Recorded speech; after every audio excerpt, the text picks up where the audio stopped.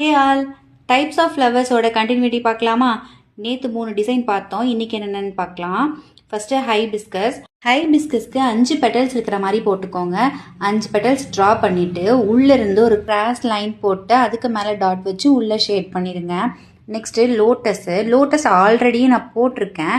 இன்றைக்கி நம்ம ஃபாலோவர்ஸ் ஒருத்தவங்க நெகட்டிவ் பேட்டர்னில் லோட்டஸ் எப்படி போகிறதுன்னு கேட்டாங்க. அதுக்காக தான் இந்த வீடியோ. நான் லோட்டஸ் ஆல்ரெடி போட்டிருந்ததில் இந்த மாதிரி நார்மல் லோட்டஸ் தான் போட்டிருப்பேன். இப்போ நெகட்டிவ் பேட்டர்னில் எப்படி போகிறதுன்னு பார்க்கலாம்.